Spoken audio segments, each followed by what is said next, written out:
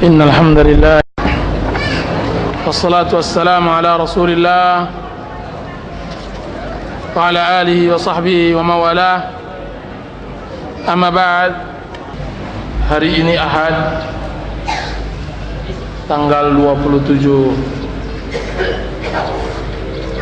Oktober 28 Oktober 2007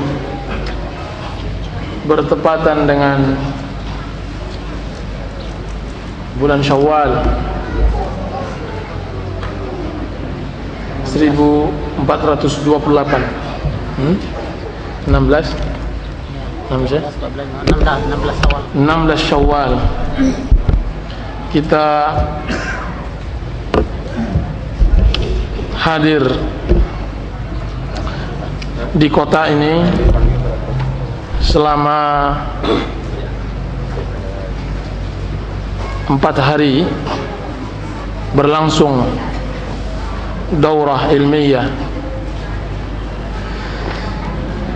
Tujuannya tidak lain dan tidak bukan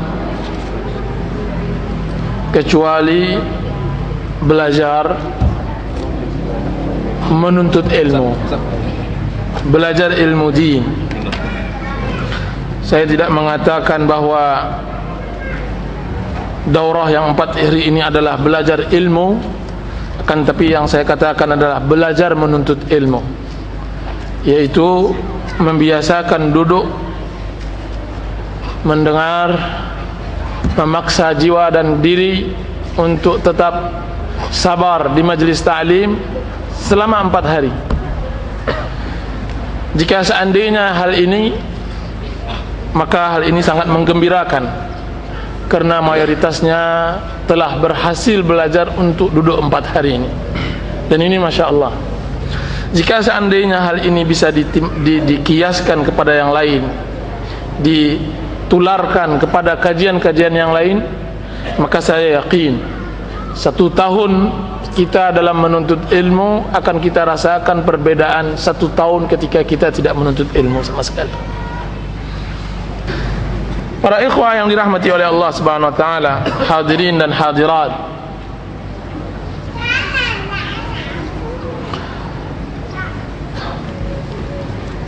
karena keterbatasan waktu, maka saya berinisiatif untuk mengambil makalah yang ketiga dari tulisan Ustadz kita Abdul Hakim bin Amir Abdad, yaitu Aqidah Salaf, Aqidah Ahlus Sunnati wal Jamaah, pada halaman 125 sampai akhir. Dan pembahasan ini adalah pembahasan yang sangat agung, sangat besar,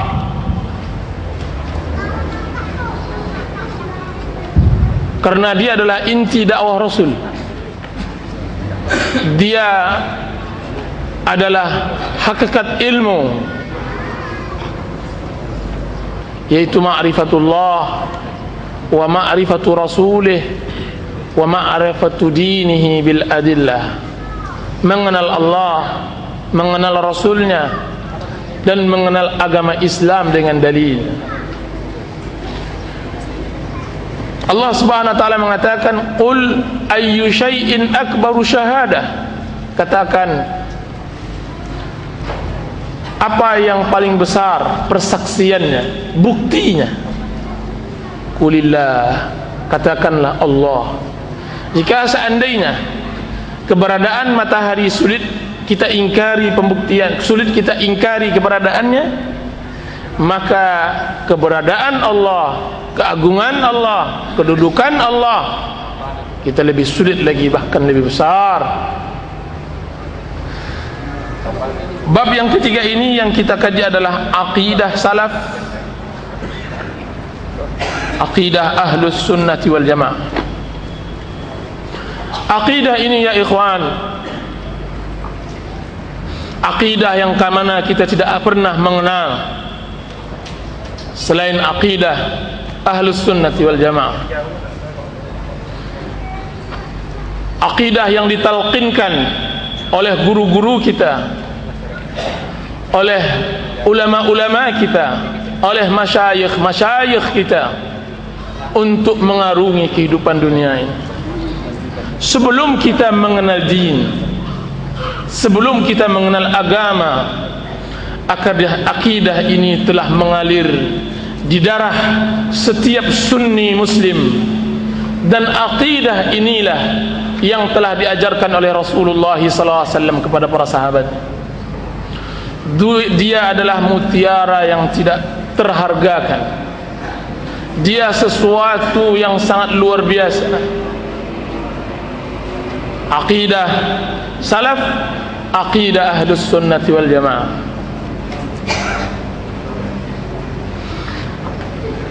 Aqidah ahlus sunnati wal jamaah, dari mana sumbernya? Dari mana sumbernya? Apakah kita dapatkan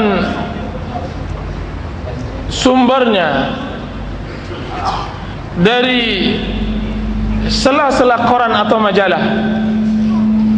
Atau akidah ini kita dapatkan dari pengalaman hidup dan pengalaman spiritual yang mana kita ditimpakan oleh Allah Subhanahu wa taala sakit, kemudian akhirnya kita mendapatkan sebuah cara untuk beriman kepada Allah? Atau akidah ini kita dapatkan di sebuah gunung, berguru dengan seseorang yang tidak jelas, tidak dikenal namanya, tidak dikenal silsilahnya? Atau akidah ini kita peroleh dari tangan-tangan amanah, dari ulama-ulama yang mausuqin, yang terpercaya ilmu dan amalnya, yang tidak terputus. Dia bagaikan tali rantai emas dari zaman Rasulullah sallallahu alaihi wasallam sampai akhir zaman. Aqidah Ahlus Sunnah wal Jamaah adalah aqidah yang tidak bisa diingkari. Telah letih ulama-ulama kita untuk menjelaskannya, telah habis waktu mereka untuk mengumpulkannya, sehingga apa yang disebutkan oleh Imam Bukhari rahimahullahu ta'ala, atau apa yang dinukilkan oleh Abu Zur'atul Razi dan Abu Hatim Ar-Razi, maka mereka mengatakan, sungguh kami telah mengelilingi dunia dan kami telah bertemu ribuan ulama, dimulai dari Hijaz sampai Syam, sampai Iraq, sampai Yaman, sampai Khurasan, sampai Mar. Semuanya menetapkan aqidah Ahlus Sunnah wal Jamaah. Aqidah yang kita ditalqinkan oleh ulama-ulama kita, yang nantinya kita berharap kita akan mati di atasnya, dan kita juga akan mentalkinkannya kepada anak-anak dan cucu kita nantinya. Aqidah ini adalah aqidah yang benar-benar telah dipahami oleh Rasulullah SAW dan para sahabat. Maka para ulama kita telah mengarang kitab yang tidak sedikit tentang aqidah Ahlus Sunnah wal Jamaah, yang tidak mungkin diingkari kecuali sahibu hawa, pemilik hawa nafsu, atau pelaku bid'ah. Di antara sumber akidah yang kita ambil akidah kita darinya, seperti karangan Kitabus Sunnah oleh Imam Ahmad bin Hanbal rahimahullahu ta'ala, yang beliau meninggal pada tahun 241 Hijrah. Kitab As-Sunnah karangan anaknya Abdullah ibn Al-Imam Ahmad menukilkan akidah ayahnya yang meninggal tahun 260 Hijriyah. Dan juga Kitabus Sunnah karangan Al-Khallal yang meninggal tahun 211, Kitabus Sunnah karangan Ibnu Abi Asim yang meninggal tahun 287 Hijrah, Kitabus Sunnah karangan Muhammad bin Nasr Al-Marwazi yang meninggal tahun 294, karangan Syarhus Sunnah karangan Imam Al-Barbahari yang meninggal tahun 329 Hijrah, Syarhus Sunnah karangan Imam Al-Baghawi meninggal tahun 436 Hijrah, karangan Asy-Syari'ah yang dikarang oleh Al-Ajurri yang meninggal tahun 360 Hijrah, karangan Aslus Sunnah wa I'tiqaduddin yang dikarang oleh Abu Hatim Ar-Razi yang meninggal tahun 327 Hijrah, Sharihus Sunnah karangan Ibnu Jarir At-Tabari yang meninggal tahun 310 Hijrah, dan juga Syarh Madzahib Ahlus Sunnah wa Ma'rifatu Syara'i'id-Din wa Tamassuk bis Sunan karangan Ibnu Utsman bin Hasyahin yang meninggal tahun 279, dan juga Kitabur Ru'ya karangan Hafiz Ibnu Umar Ad-Daruqutni yang meninggal tahun 385. Coba lihat ulama-ulama ajilla besar, fuhul, gunung. Dari sana kita ambil agama kita, Masya Allah. Sebelum hidup firqah-firqah yang lainnya, sebelum muncul tariqah-tariqah yang lainnya, sebelum lahir penyuruh-penyuruh dari jalan kebatilan dan neraka jahanam, sudah ada aqidah Ahlus Sunnah wal Jamaah. Kalau seandainya antum meragukannya, maka belajarlah sedikit bahasa Arab dan telaahlah makhtutat, manuskrip yang ada di seluruh dunia, di Yaman, di Arab Saudi, bahkan di Inggris dan bahkan di Jerman. Maka kita dapatkan nukilan-nukilan akidah yang tidak bisa dibandingkan dengan tulisan-tulisan yang menyeleweng dari guru-guru yang tidak bertanggung jawab atas nama Allah dan Rasulullah sallallahu alaihi wasallam. Makanya kembali kita pahamkan bahwa akidah ini adalah akidah yang azim, yang besar, yang agung. Kenapa? Karena juhud, usaha yang telah dilakukan oleh ulama-ulama Ahlus Sunnah wal Jamaah. Kiranya masuklah kita ke dalam makna akidah dan makna salaf dan makna Ahlus Sunnah dan makna wal Jamaah.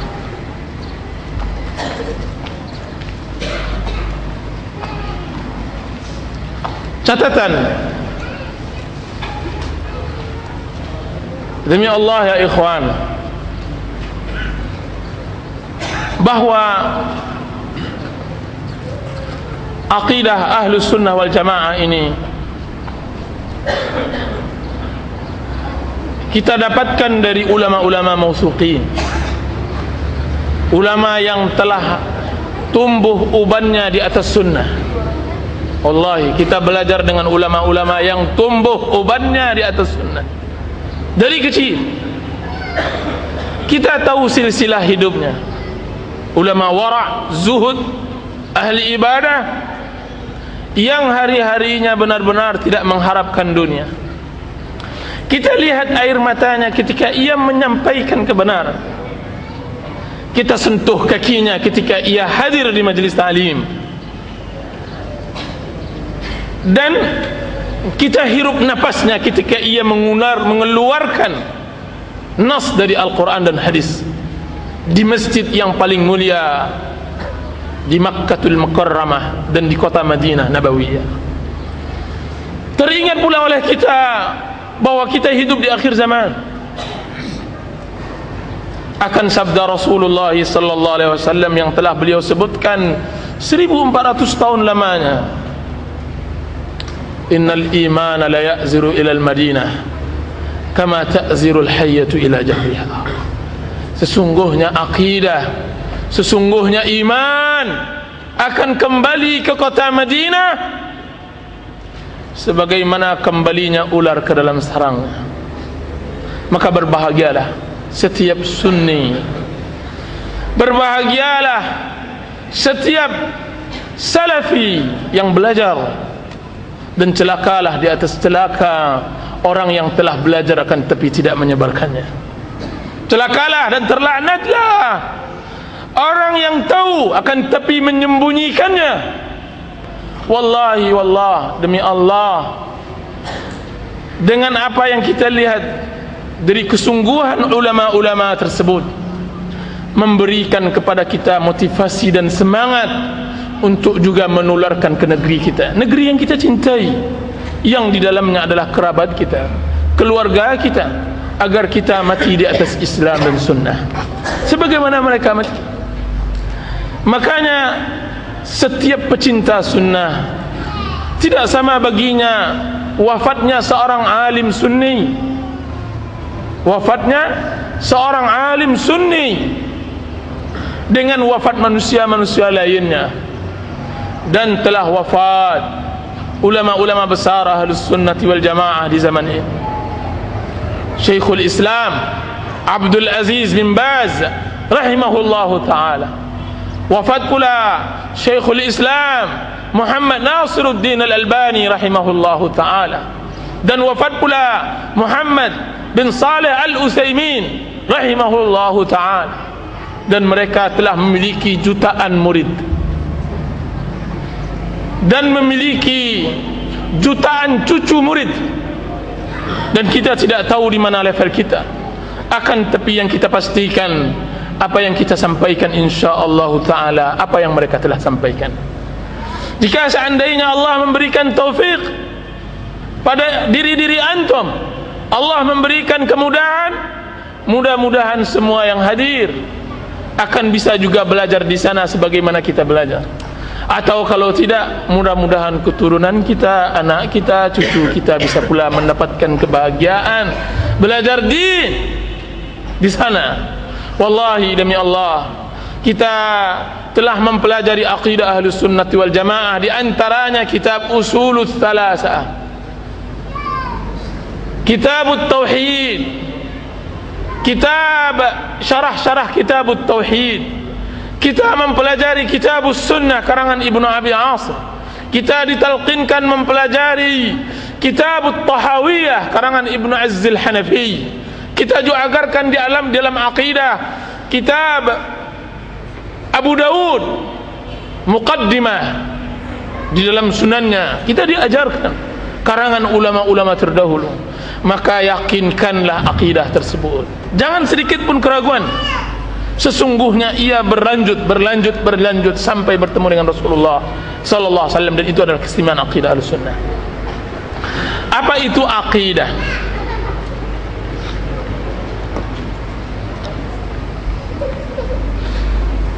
Aqidah diambil dari kata-kata al-aqd atau al-uqad,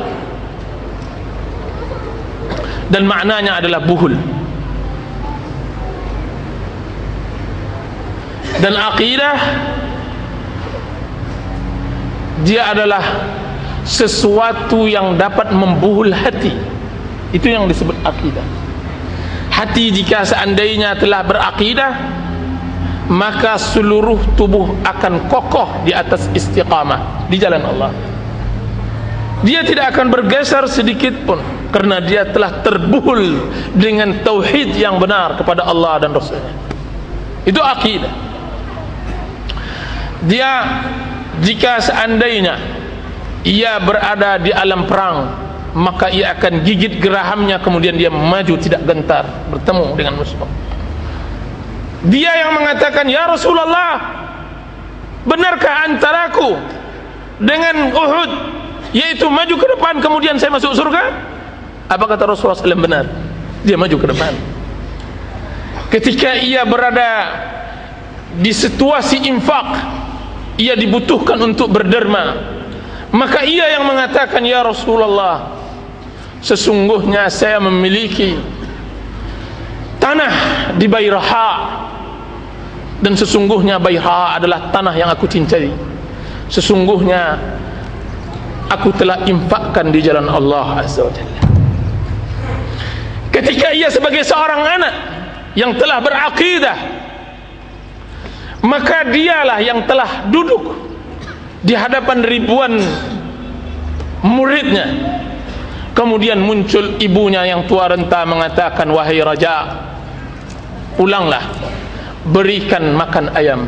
Maka ia tinggalkan majlis ta'lim tersebut, kemudian ia berangkat. Akidahlah yang jika seandainya ia berada di masjid, maka ia adalah seorang hamba yang khusyuk, yang khudu', yang berzikir kepada Allah Azza wa Jalla.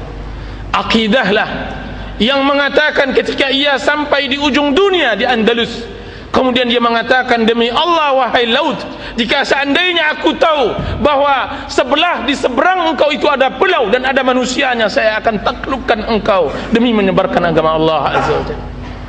Adakah manusia yang Allah ciptakan dari darah dan daging yang berucap seperti ucapan tersebut, yang berbuat seperti berbuat tersebut, kecuali orang-orang yang telah ditanamkan akidah yang benar? Tidakkah mau antum orang-orang yang seperti itu? Bukan mustahil, bukan mustahil. Rasulullah sallallahu alaihi wasallam telah menyatakannya di dalam hadis. Apa kata Rasulullah sallallahu alaihi wasallam? Al-'amilu fihin kal-qabid 'alal jamr. Orang yang beramal istiqamah di atas sunnah di akhir zaman seperti orang yang memegang bara. Wal ajru 50 dan gambaran ganjarannya adalah 50.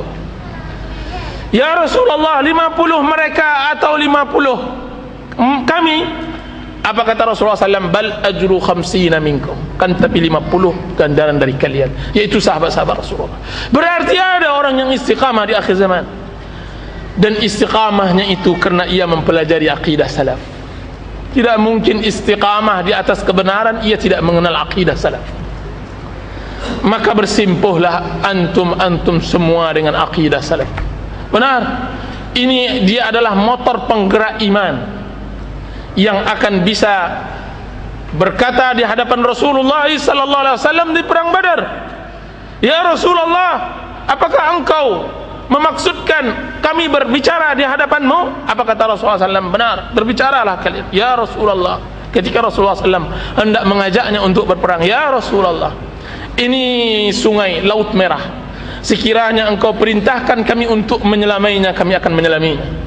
Demi Allah ya Rasulullah, jika seandainya engkau perintahkan kami untuk berangkat ke Barkal Ghamad di Yaman, berjalan kaki, kami akan berangkat padanya. Dan itu tidak lain dan tidak bukan karena keutamaan akidah Ahlus Sunnati wal Jamaah. Masya Allah. Nah, jadi akidah dia adalah buhul yang membuhul hati. Jika seandainya ada di dalam antum selama ini mengaji belum membuhul itu, berarti belum kokoh akidah pada diri antum. Maka pertanyakan diri, apakah yang salah adalah kita, atau yang salah adalah cara memahami akidah? Karena akidahnya sudah benar. Kenapa belum jadi juga meniru juga seperti orang-orang sebelum kita? Mesti yang sering bermasalah adalah jaringan badan, jaringan iman yang ada dalam badan. Mungkin syahwat, mungkin syubhat, mungkin kuatnya ikatan dunia, mungkin dan banyak hal. Dan setiap diri mengetahui apa di dalam diri. Nah, kalau tidak, akidah mempunyai pengaruh yang sangat luar biasa.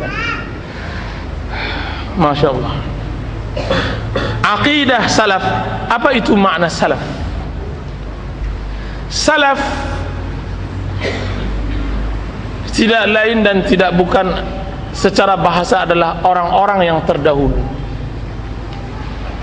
Dan yang dimaksudkan dari akidah salaf, yang terdahulu dari sahabat-sahabat Rasulullah sallallahu alaihi wasallam dan para tabi'in dan orang-orang yang mengikuti mereka dengan baik, itu salaf. Yaitu orang-orang yang Allah telah sucikan mereka di dalam Al-Quran dan telah dipuji oleh Rasulullah sallallahu alaihi wasallam dalam sunnah. Itu dia salaf. Allah mengatakan was-sabiquna al-awwaluna minal muhajirin wal ansar walladzina ittaba'uuhum bi ihsanin radhiyallahu anhum wa radu an. Allah telah redha. Mereka lah yang Allah Subhanahu wa taala sebutkan di dalam Al-Qur'an, laqad radhiyallahu ani laqad radhiyallahu 'anil mu'minin. Sungguh telah Allah telah redha tentang orang-orang yang mukminin, idh yubay'unaka tahta asy-syajarah, ketika mereka berbaiat denganmu di bawah syajaratul ridwan. Dia adalah sahabat-sahabat Rasulullah. Dialah yang mereka lah yang disebut oleh Rasulullah sallallahu alaihi wasallam khairun nasi qarni thumma alladhina yalunahum thumma alladhina yalunahum. Sebaik-baik generasi adalah generasiku, kemudian generasi setelahnya, kemudian setelahnya. Dia adalah salaf, dia adalah sahabat-sahabat Rasulullah SAW. Dan orang-orang yang mengikuti mereka dengan baik, dan apa yang mereka lakukan telah terjaga. Perlu antum ketahui bahwa agama yang dijalankan oleh sahabat-sahabat Rasulullah SAW telah terjaga. Jika antum belum paham, maka bacalah karangan ulama-ulama semacam Al-Musannaf karangan Abdul Razzaq Al-San'ani, Abdul Razzaq, atau karangan Musannaf atau tulisan Musannaf karangan Ibnu Abi Syaibah. Di sana dinukilkan ratusan ribu ucapan dan perbuatan sahabat-sahabat Rasulullah sallallahu alaihi wasallam. Di dalam semua hal, ucapan, perbuatan, di luar maupun di rumah, bersama keluarga maupun bersama jamaah, tanpa melalaikan sedikit pun. Ma farratna fil kitab min syai'. Kami tinggalkan sedikit pun di dalam kitab, sedikit. Semuanya telah Allah terang.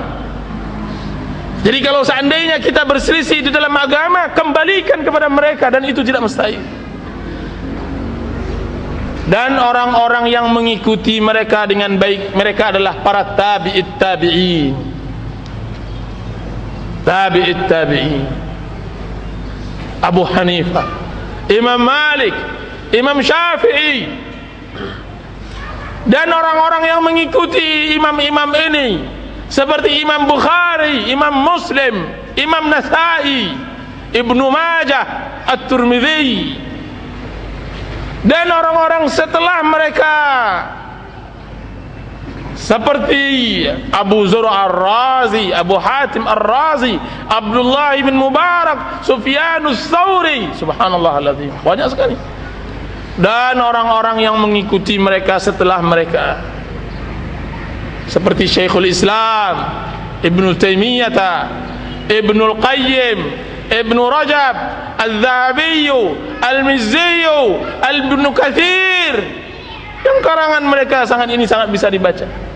Dan orang-orang yang mengikuti mereka setelahnya, Syekhul Islam Muhammad bin Abdul Wahab, Muhammad bin Ibrahim. Kemudian menyebar lagi dakwah ini sampai diambil oleh setiap daerah dan negeri, seperti Syekh Albani di Yordan, Syekh Muqbil di Yaman, Syekh Maghrabi di Maghrib, dan di seluruh dunia.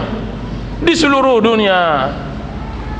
Berarti antum tidak sendirian, antum banyak, Masya Allah. Ahlus sunnah zahirah, nampak jelas. Jika seandainya anda ingin bukti, maka lihatlah karangan-karangan di akhir zaman, di zaman kita sekarang ini. Siapa yang banyak karangannya? InsyaAllah ta'ala Ahlus Sunnah wal Jamaah, Ahlus Sunnah. Maka bergembiralah, karena dia adalah salaf. Jadi salaf tidaklah sebuah partai, tidaklah sebuah kelompok, tidaklah sebuah generasi kemudian dia habis. Tidak.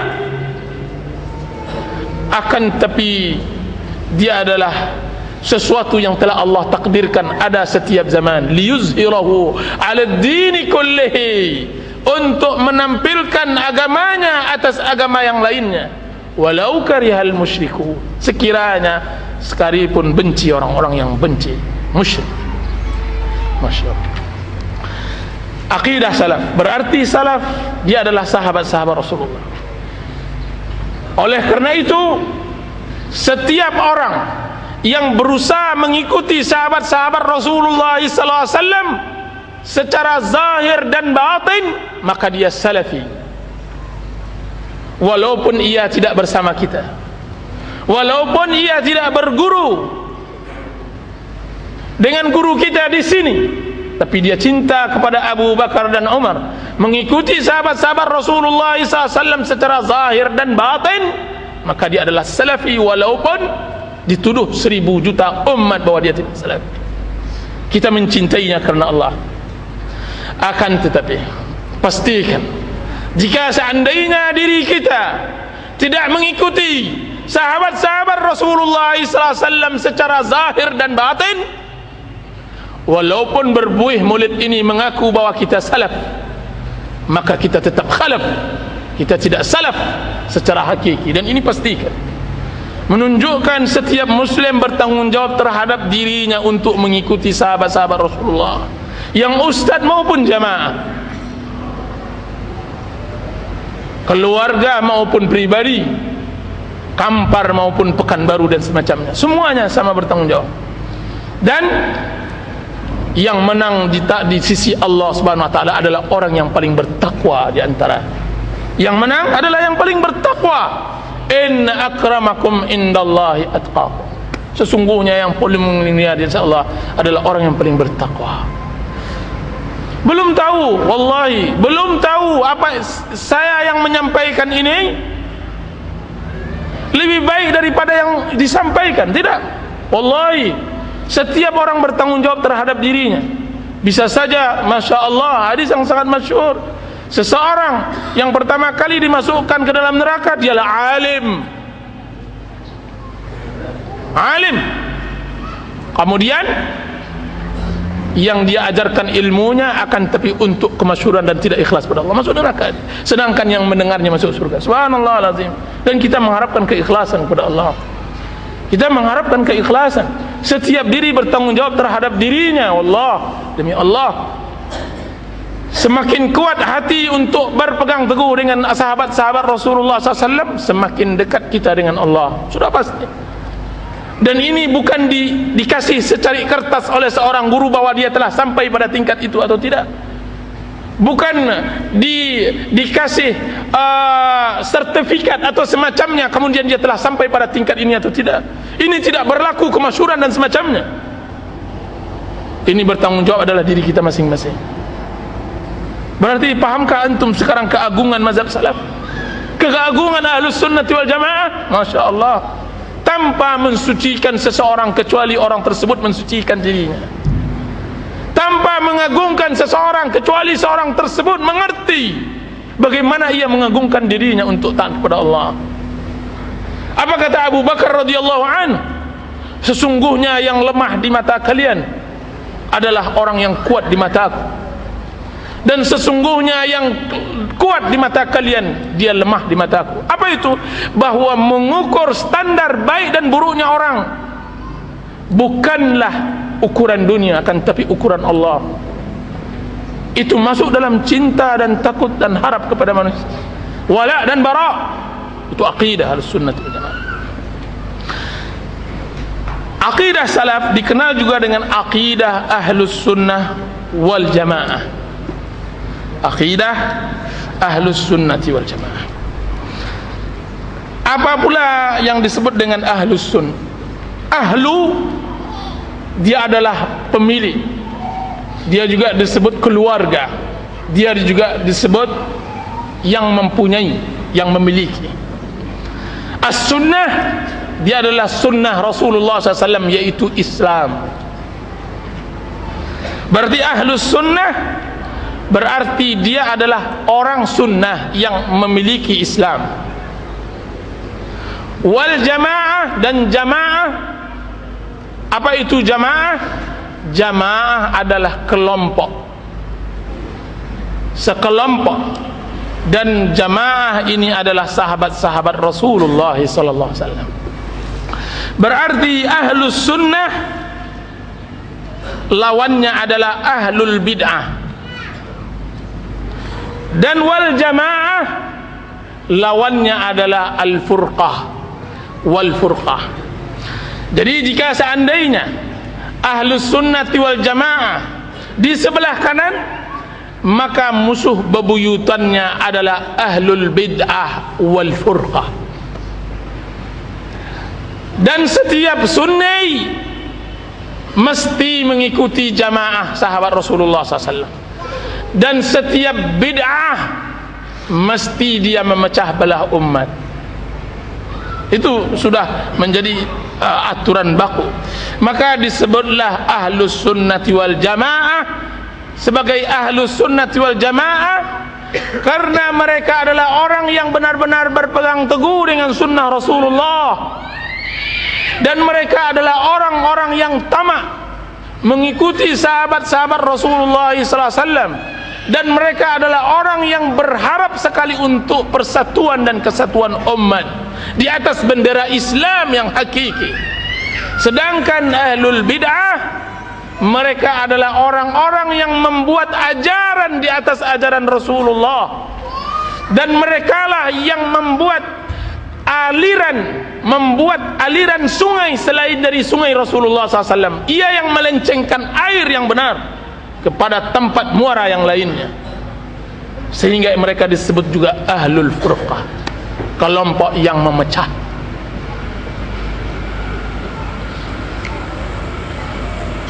Itulah lebih kurang definisi akidah salaf, akidah ahlus sunnah wal jamaah. Masuk kita kepada poin-poinnya, dan saya berharap para ikhwah bisa menyelesaikan buku kecil ini, makalah kecil ini untuk membacanya, karena Masya Allah sangat agung sekali. Ada berapa item di dalamnya, ada 130-an poin tentang akidah Ahlus Sunnah wal Jamaah yang telah sepakat.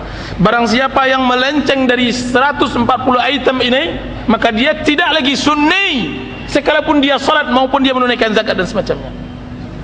Coba lihat. Kenapa itu? Karena akidah yang dituliskan ini benar-benar telah disepakati oleh seluruh alam. Seluruh alam. Nah. Jam berapa sih? Dari jam 9. Jam 10.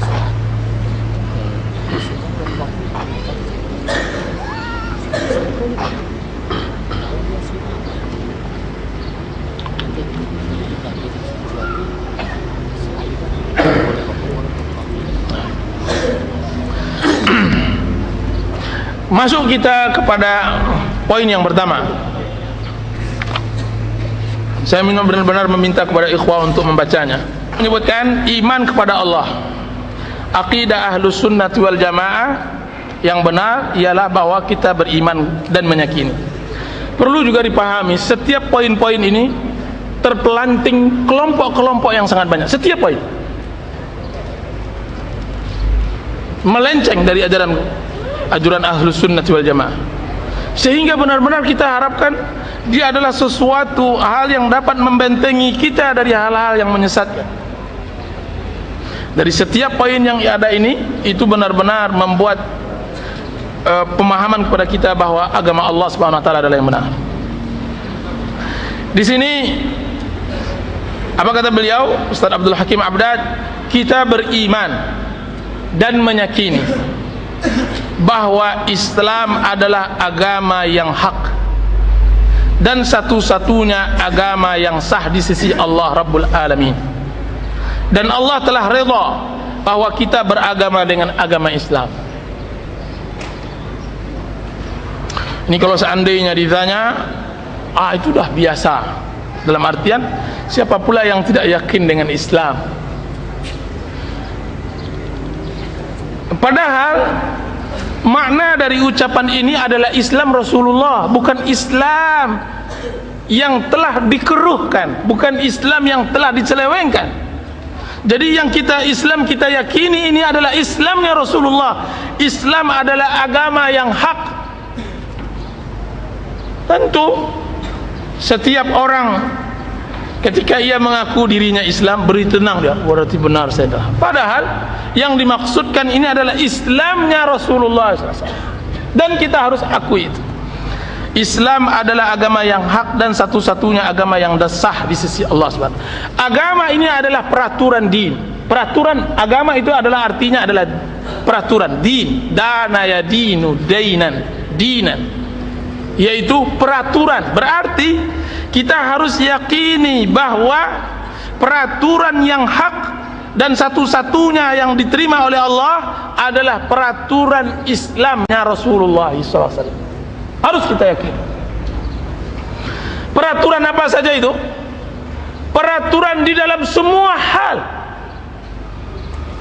dalam masyarakat, dalam pribadi, berhubungan dengan jamaah, maupun masalah-masalah sendiri. Itu harus kita yakini bahwa itu peraturan yang benar.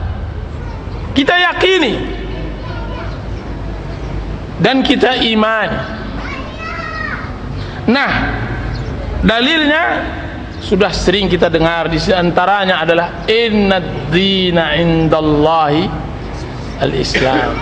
Sesungguhnya agama, peraturan di sisi Allah adalah Islam. Saya tidak akan menukilkan dalil yang gini.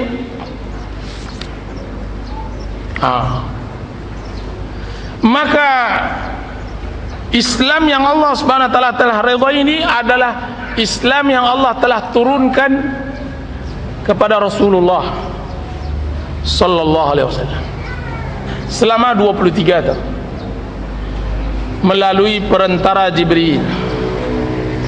Ketika lafaznya dari Allah, maka dia disebut Al-Quran. Kalau lafaznya dari Rasulullah SAW, maka dia adalah sunnah, dan kedua-duanya adalah wahyu. Wa ma yantiqu anil hawa in huwa illa wahyu yuha. Tidaklah beliau berbicara dari hawa nafsu, sesungguhnya dia adalah wahyu yang diwahyukan. Yang kedua, beliau mengatakan, barang siapa yang beragama selain dari agama Islam, seperti agama Yahudi, Nasrani, Hindu, Buddha, dan yang lain-lainnya, maka dia kafir, menjadi seburuk-buruk makhluk, dan di akhirat menjadi orang yang paling rugi karena kekal di dalam neraka jahanam selama-lamanya. Jadi, barang siapa yang beragama selain dari agama Islam, maka dia kafir. Rasulullah sallallahu alaihi wasallam bersabda dari Abu Hurairah, "Walladzi nafsu Muhammadin biyadihi, la yasma'u bi ahadun min hadhihi al-ummah yahudiyyun wala nasraniyyun thumma yamut wa lam yu'min billadzi ursiltu bih illa kana min ashabin nar." Demi jiwa Muhammad, demi zat yang jiwa Muhammad berada di tangannya, tidaklah seorang pun dari umat ini, yakni Yahudi dan Nasrani, yang telah mendengar kedatanganku kemudian sampai mati, dia tidak beriman dengan kerasulanku, melainkan dia telah masuk penghuni neraka. Berarti agama selain dari Islam tidak Allah terima. Tidak Allah terima agama filsafat, tidak Allah terima agama kebatinan, tidak Allah terima agama Qadianiyah, Ahmadiyah, Bahaiyah, Ismailiyah, dan agama-agama yang lain. Itu agama. Yang Allah terima hanya agama Islam, yaitu bersaksi dengan Muhammad Rasulullah, dan sebelumnya bersaksi bahwa Allah tidaklah berhak diibadati, bahwa tidaklah yang paling berhak diibadati kecuali Allah Azza wa Jalla. Yang ketiga, setiap agama atau ajaran selain dari Islam, maka dia adalah kufur, syirik, batil, sesat, dan menyesatkan, walaupun dianggap baik oleh pemeluknya.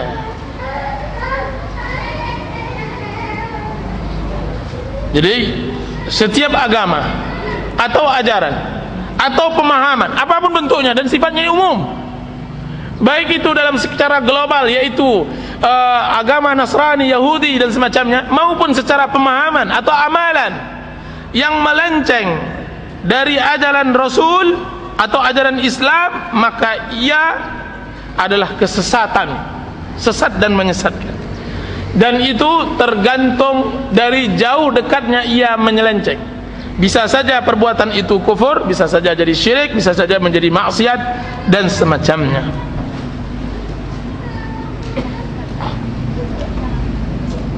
Yang keempat, Islam adalah agamanya para nabi dan rasul dari Adam sampai Muhammad sallallahu alaihi wasallam. Islam adalah agamanya semua nabi dan rasul. Jadi tidak benar kalau seandainya Nabi Isa agamanya Nasrani, Yahudi, Musa agamanya Yahudi dan semacam. Salah. Yang benar bahwa Isa, Musa, Ibrahim semuanya Muslim. Apa kata Nabi Yusuf di dalam surah Yusuf? Tawaffani musliman, wafatkan aku dalam keadaan Islam. Apa kata Firaun? Firaun dia mengatakan, amantu annahu la ilaha illa alladhi amanat bihi banu Israel wa ana minal muslimin. Sekarang aku baru beriman, yaitu tidak ada ilah kecuali dia yang diimani oleh Bani Israel dan saya sekarang muslim. Berarti yang diinginkan oleh Firaun adalah keislaman. Berarti semua ajaran agama yang benar dia adalah ajaran Islam. Dan inti Islam adalah ketertundukan kepada perintah Allah Azza wa Jalla. Tunduk patuh. Islam artinya menyerahkan diri. Kalau seandainya agama kita ini belum mau menyerahkan diri kepada perintah Allah, berarti belum lagi kita muslim yang sejati. Masih banyak juga alasan-alasan kita. Kita sebutkan jelas-jelas bahwa riba itu terbagi dua, riba nasi'ah, riba fadl. Sudah nyata bagi kita dalil. Kemudian karena kita bekerja di riba tersebut, tapi Ustaz Janu, tapi belum lagi beragama Islam yang benar. Jika seandainya kita menjadi pegawai, sudah itu Rasulullah SAW mengatakan bahwa riswah itu haram. Kemudian kita pahami, tapi hidup lah, tidak ada lagi. Belum lagi kita Islam yang benar. Tidak ada. Yang harus ada adalah penyerahan diri. Minimal tundukkan pandangan, agak mendekur sedikit. Ya Ustaz, paham saya itu berdosa, tapi saya belum bisa meninggalkan. Itu lebih baik. Lebih baik daripada menyangkalnya. Ada salah seorang dai besar, dia mengatakan, enggak, sekarang hukum riba telah berubah, dia sudah menjadi halal karena ulama-ulama telah sepakat karenanya. Subhanallahal azim, subhanallahal azim. Musibah. Kenapa dia berucap seperti itu? Belum ada istislam lagi kepada Allah, belum lagi ada penyerahan diri kepada Allah. Jika seandainya ada perintah Allah untuk menyembelih anak, maka mungkin kebanyakan kita akan mengatakan, tidak, saya tidak mau menyembelih anak. Tapi lihat Ibrahim alaihissalam, beliau berada di puncak-puncak penyerahan diri. Ya bunayya inni ara fil manami annai azbahuk. Wahai anakku, sungguhnya aku melihat di dalam mimpiku bahwa aku menyembelihmu. Fanzur madza tara. Maka lihatlah apa yang menurut pendapatmu yang lebih baik. Apa kata anaknya yang juga ikut telah beragama Islam yang benar? Ya abati fa'al ma tu'mar. Wahai ayah, lakukan yang telah diperintahkan. Jadi dia benar-benar menyerahkan diri total pada Allah Azza wa Jalla. Subhanallah. Begitu cara kita beragama. Dan melatih diri untuk tunduk patuh seperti ini, ya ikhwan, bukan main susahnya. dia harus mengalahkan al-gojo hawa dan mengalahkan harimau syahwat. Baru dia laki-laki, baru dia rijal.